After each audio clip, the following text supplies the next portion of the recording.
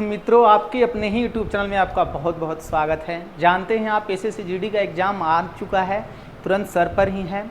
तो हम आपको पहले पीछे कुछ इजी प्रश्न पूछे थे, उस प्रश्न पर लेकर चलते हैं। उसी को हम लोग 20 बना के ऊपर एकदम बढ़ते जाएंगे। तो कुछ प्रश्न हमने आपको लिया है आज प्रैक्टिस सेट 1 के लिए, बाकी हम आपको निरंतर जीडी का प्रश्न देंगे। ऑफलाइन ऑनलाइन दोनों क्लास हम लोग चलाते हैं। तो आज आप देख लीजिए पहले वो प्रश्न, क्या उसमें दिक्कत है आप बताइएगा, फिर हम लोग उसी लेवल से आगे बढ़ते जाएंगे। उस लेवल नहीं, वो सबसे लो लेवल है, वो सबसे आसान प्रश्न हमने आज लिया है। आपको बनाने का तरीका दिखाते हैं। जो बच्चे नए नए एंट्री मार रहे हैं एसएससी जीडी का एग्जाम देने के लिए, उनके लिए हमने ये बनाया है। देखिए हम लोग प्रश्न पर चलते हैं। जैसे देखिए पहला प्रश्न दिया है कि ए बी सी एक साथ मिलकर किसी कार्य को 20 दिनों में। अगर आप क्लास में होंगे और टाइम एंड वर्क चैप्टर पढ़े होंगे तो हमने आपको बताया था, नहीं पढ़े होंगे तो वीडियो सेक्शन में जाकर देख लीजिएगा। ए और बी एक साथ मिलकर इस काम को 30 दिनों में पूरा कर सकते हैं। देखिए 30 दिन। तो पूछा है कि सी अकेले कितने दिनों में। हमने आपको बताया था कि पहले आप 20-30 का एलसीएम निकालेंगे ना, तब 20-30 का जो एलसीएम आएगा उसे हम लोग कार्य कहते हैं। तो 20-30 का लघुत्तम आ गया 60। फिर हम लोग यहाँ से क्षमता निकालते हैं कि उसका एक दिन का क्षमता क्या है। तब 20 से इसमें भाग लगाएंगे, देखिए 3 बार में, और 30 से भाग लगाएंगे 2 बार में। यानी ए बी सी का क्षमता 3 है जबकि ए बी का क्षमता 2 है।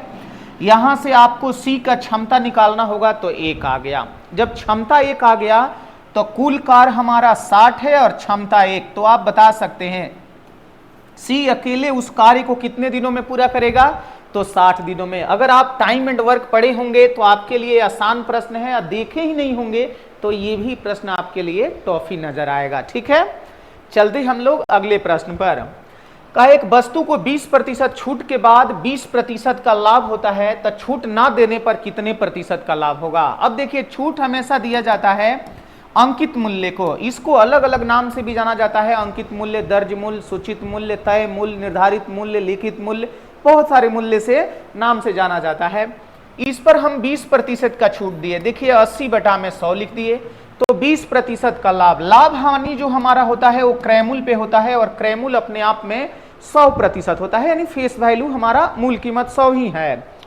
अब यहाँ पर क्रयमूल्य 100 तो आपको 20 का लाभ होने लगा, तो यहाँ 120/100। अंकित मूल्य पर छूट दिखाना और क्रय मूल्य पे लाभ हानि दिखाना, दोनों परिस्थिति में विक्रय मूल्य आता है, इसलिए दोनों विक्रय मूल्य आपस में बराबर हो जाता है। अब यहां से कटा के आप देखिए 20 से ये कट गया 4 बार में, 20 से 6 बार में, और 4 से ये 25 बार में। अब पता चल गया कि अंकित मूल्य हमारा 25 में 6 से गुणा करेंगे 150। खरीदे कितने में थे, 100 में। अब प्रश्न कहा है कि अगर हम छूट ना दे, बिना छूट के ही बेच दें, यानी 150 लिखा है और हमने कह दिया कि नहीं नहीं भैया एक फिक्स प्राइस है, 150 के 50 में बेचेंगे, तो 100 में आप खरीदे हैं, 150 में ही अगर आप बेच देते हैं तो आपको 50% का लाभ होगा। सीधा सीधा आपको दिख रहा होगा। आपका आंसर देखिए डी में 50 है, तो हम लोग आंसर दे देंगे 50। ऐसे ही टाइप का पीछे पूछा था कुछ प्रश्न थोड़ा घुमा के दिया था, हम आपको सब प्रश्न दिखा देंगे। अगला प्रश्न देखें। एक साइकिल का अंकित मूल्य 5600 रुपया है। एक साइकिल पर लिखा हुआ है कि 5600 रुपया। 2 क्रमागत छूट 10% और 15%। देखिए 10 का छूट देंगे तो 90/100, और 15 का छूट देंगे तो 85/100। अब कहा है कि विक्रय मूल्य कितना। जब भी अंकित मूल्य पर हम लोग छूट दे देते हैं तो जो हमारा मूल्य बन के आता है उसे विक्रय मूल्य ही कहा जाता है। अभी हमने कुछ देर पहले ही बताया था। ये 2 शून्य से 2 शून्य खत्म, 1 शून्य से 1 शून्य खत्म, 5 से 17 बार में, 5 से 2 बार में, और 2 से देखिए ये 28 बार में। अब आप गुणा कीजिए। गुणा करने से भी बेहतर कि आप इकाई स्थान मैच करा लीजिए, लेकिन इकाई स्थान पे सब पे 4 है, तब तो आप गुणा ही कर लीजिएगा। 28 गुणा 9 गुणा 17। देखिए ये गुणा कीजिए और गुणा करके ऑप्शन में बताइए, ऑप्शन में नहीं कमेंट में बताइए कि ऑप्शन में कौन सा आंसर होगा, ए बी सी डी। ये गुणा आपके लिए छोड़ देते हैं। ठीक है, अगला प्रश्न दिया है कि 2a बराबर 3b बराबर 5c। तो आपको बताना है ए बी सी का अनुपात कितना। हमने आपको बताया था कि जब भी गुणा में रहता है 2a बराबर 3b बराबर 5c, जब इसको अनुपात में लेते हैं तो ये पलटी मार देता है, 1/2, 1/3 और 1/5। अब 2, 3, 5 का आप एलसीएम निकालेंगे। जैसे ही एलसीएम निकालेंगे हमारा एलसीएम 30 बन के आएगा और जितना एलसीएम आएगा उतना से हम लोग गुणा कर देंगे। 2 से देखिए ये 15 बार में कटेगा तथा 3 से ये 10 बार में और 5 से कटेगा 6 बार में। आपका आंसर बन के आ जाएगा 15, 10, 6। साथ ही हमने देखिए ये भी बताया था कि अगर इस तरह से रहता है कि a/2 बराबर b/3 बराबर c/4 और अब ए बी सी का आप अनुपात निकालिए तो यही वाला आंसर हो जाता है 2:3:4। देखिए ये हमारा आंसर। लेकिन जब भी वो गुणा में रहेगा तो पलटी मारेगा तो देखिए बटा में आएगा और बटा में आएगा तो इस तरह से बनेगा। क्लियर है? अगले प्रश्न पर चलते हैं। दिया है 32 रुपए किलोग्राम एक गेहूं को, 32 रुपए प्रति किलोग्राम एक गेहूं है, 24 रुपए प्रति किलोग्राम गेहूं के साथ इस प्रकार मिलाया जाए कि जब हम 39 के रेट से बेचें तो हमको 30% का लाभ हो। अब ये हमारा मिश्रण का प्रश्न है। मिश्रण में बताया गया है कि 2 को जब हम लोग एलिगेट करते हैं तो बीच वाला वैल्यू हमेशा 100% होना चाहिए, लेकिन ये तो कहा है 30% का लाभ। 30% का लाभ का मतलब कि 130 का वैल्यू है ये। तो आप यहां दिखाइएगा कि 130% का वैल्यू है 39। 130 क्यों? फेस वैल्यू हमारा 100 होता है, हमने बताया है लाभ होता है तो जोड़ दिया जाता है और नुकसान होता है तो घटा दिया जाता है। तो 130% का 39 हो गया, तो 100% का निकाल के देखिए। जैसे ही यहाँ 100 से गुणा करेंगे ये हमारा वैल्यू बन के आ गया 30। यहाँ से इसको मिटा दीजिए और यहाँ 39 नहीं आपको 30 लिख के एलिगेट करना होगा। 30 से जब 24 घटाएंगे तो यहाँ 6 हो गया और 32 से 30 घटाएंगे तो 2। कटने वाला हो तो कटा दीजिए। जैसे ही कटाएंगे आपका अनुपात बन के आ जाएगा 3:1। देख लीजिएगा जहां पर भी ऑप्शन में 3:1 दिया हो वही आपका आंसर हो जाएगा। ये एक मिश्रण का प्रश्न है। अगला कहा है ए बी से 50% अधिक है तो बी ए से कितना प्रतिशत कम है। 2 सूत्र हमने आपको बताया था कि अगर वृद्धि दिया हो और कमी का प्रतिशत पूछे तब हम लोग सूत्र लगाते हैं कि अधिक या वृद्धि अधिक बटा में 100 प्लस अधिक और प्रतिशत के लिए हम लोग लगा लेंगे 100। वही अधिक हमारा 50 दिया है और 100 प्लस अधिक करेंगे तो 150 हो जाएगा। प्रतिशत के लिए 100 कटा के देखिए ये 100/3 हो गया, जिसे पूर्णांक में करेंगे तो 33.1/3 या दशमलव में करेंगे तो 33.33। देखिए ऑप्शन डी पर दिया है। अगर पूर्णांक में दिया है तो पूर्णांक में बताइए, आप दशमलव में दिया है तो आप दशमलव में बता दीजिए। अब देखिए ये कमी प्रतिशत का सूत्र है, लेकिन वही कमी दिया रहता अधिक का पूछे तब अधिक प्रतिशत निकालने के लिए हम लोग सूत्र लगाते हैं कमी बटा में 100 माइनस कमी, प्रतिशत के लिए 100। ध्यान में रखना है ये अधिक प्रतिशत का सूत्र है जबकि ये कम प्रतिशत का सूत्र है। अब कम निकालना हो या अधिक आसानी से आपसे निकल जाएगा। अगला प्रश्न कहा है कि 1000 रुपये का मूलधन पर 1000 रुपये के मूलधन पर 20% वार्षिक दर से 3 वर्ष पे मिलने वाला चक्रवृद्धि ब्याज और साधारण ब्याज का अंतर कितना। अगर आप साधारण ब्याज चक्रवृद्धि ब्याज पहले पढ़े हैं तो ठीक है, मेरे क्लास देखे होंगे तो भी बढ़िया है। उसमें आपको सारा का सारा हमने बताया था कि अगर हम लोग निकालें तो एसआई प्रतिशत अगर 3 वर्ष का निकाले तो सीधा गुना हो जाता है 20 या 60। यहां हो गया ये 60%। लेकिन वही अगर चक्रवृद्धि ब्याज निकालना होगा तो 3 बार आप इस तरह से करके निकाल सकते हैं कि 120/100, 120/100, 120/100। ऐसे तेजी से निकल जाएगा। 100 खत्म, ये भी शून्य खत्म, ये भी खत्म। 12 का स्क्वायर 144 होता है। 12 का पहाड़ा पढ़ लीजिए। 12 से 4 बार में 48, 48 4 52 हो गया और 12 5 17 हो गया। एक अंक के बाद दशमलव लगाएंगे तो पता चल गया कि ये आपका 72.8% होगा। हम देख लीजिए किस तरह से हमने हल करके यहां निकाला है।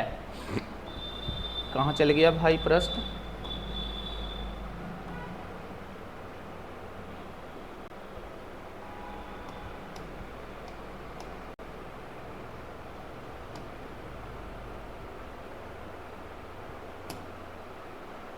हाँ देखिए यहाँ 60% 72.8। देखिए किस तरह से अगर 2 बार लिखा जाता है, 2 वर्ष का दिया रहता है तो 120 120, 3 का दिया हुआ है तो देखिए तीसरा 120, 4 का दिया होता तो फिर से लगा देते, 5 का दिया होता फिर से लगा देते। क्लियर है?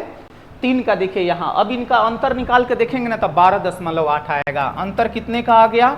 तो अंतर आपका बनेगा 12.8%। रुपया आपका कितना है तो 1000। 1000 का 12.8% जब हम लोग निकालेंगे ना, 2 शून्य से 2 शून्य खत्म, 1 0 से दशमलव खत्म, पता चल गया कि CI और SI का अंतर 128 रुपया होगा। 128 कहाँ है तो ऑप्शन सी पर है। ऑप्शन सी हमारा आंसर हो गया। क्लियर। अगला देखिए, कहा है 2 मीटर लंबा, लंबाई हमारा है 2 मीटर और 2 मीटर चौड़ा, बेस दिया गया है 2 मीटर और 6 मीटर ऊंचा, ऊंचाई दिया गया है 6 मीटर में रखी जाने वाली सबसे लंबी रड। अब देखिए ये हमारा कमरा है तो इसमें सबसे लंबा रड हम लोग कहाँ रखेंगे, कोना कोनी, और वो कोना हो जाता है विकर्ण। यानी ये तो है आपका घनाभ, क्योंकि अलग अलग है, ये सेम रहता तो घन हो जाता। तो घनाभ का विकर्ण बराबर होता है √L² plus B² plus H²। देखिए LBH का मान दिया है तो 2 का स्क्वायर 4 हो गया, फिर 4 हो गया, जबकि 6 का 36 हो गया। रूट में अगर आपका इसको जोड़ें तो 44 आ गया, रूट से निकलेगा 2√11 हो जाएगा। देख लीजिए ऑप्शन में कहां पर 2√11 दिया है, जो भी 2√11 जहां पर भी दिया होगा दाएं से आंसर दीजिएगा, क्योंकि उस कमरे में इसी लंबाई का बांस या रड रखा जा सकता है। अगला प्रश्न, एक शंकु के ऊंचाई तिगुना कर दिया जाए। देखिए ऊंचाई को अगर हम तिगुना कर दे और आधार का त्रिज्या समान रहने दें, त्रिज्या हमारा समान ही रहने दें, यानी त्रिज्या जैसे है वैसे ही रहने दें, तो पूछा है कि दिए गए शंकु के आयतन और दूसरे शंकु के आयतन का अनुपात क्या होगा। अब देखिए पहले यहाँ पर पहले वाला शंकु और यहाँ पर जो 3 गुना किया गया वो नया शंकु के आयतन का अनुपात कितना, तो इनका आयतन 1/3 πr² h का मान h ही रहने दीजिए, जबकि नया वाला 1/3 πr² h को 3 गुना कर देना है, तो यहाँ 3h लिखेंगे, यही ना लिख सकते हैं। तब 1/3 πr² 1/3 πr² खत्म, h भी खत्म हो गया और 1:3 हो गया। ध्यान में रहे ये ऊंचाई में दिया है तो हम लोग 1:3 कर लिए। अगर ऊंचाई में ना देके त्रिज्या में दिया होता ना, तो त्रिज्या का जब हम लोग स्क्वायर करते ना तो 3 का स्क्वायर 9 हो जाता, तो हमारा अनुपात 1:9 आता। लेकिन ऊंचाई में सिर्फ दिया है तो ऊंचाई में जितना दिया रहता है वही अनुपात बन जाता है। अगर 4 गुना कहता तो 1:4 बन जाता, 5 गुना कहता 1:5 बन जाता, जो भी दिया हुआ रहता है वही हमारा बन जाता है। लेकिन त्रिज्या में दिया रहेगा तो वर्ग करना होगा। फिलहाल हमने आपको एक समझिए सिंपल जैसा ये प्रश्न दिखा दिया कि ऐसा ही एसएससी जीडी का पीछे प्रश्न पूछा था। अब हम आपको डेली एसएससी जीडी का आपको एक एक वीडियो बना के देते रहेंगे, ताकि आपका मैथ रीजनिंग पर इतना पकड़ हो जाए कि वो हमारा खंड ना छूटे। मैथ रीजनिंग हर हाल में आप पकड़ लीजिए, क्योंकि उसी पर हमारा रिजल्ट होता है। जीके जीएस और हिंदी तो रटने वाला बहुत सारा चीज होता है, बाकी व्याकरण से जीके भी हमारा रटने वाला, जीके एक समंदर होता है।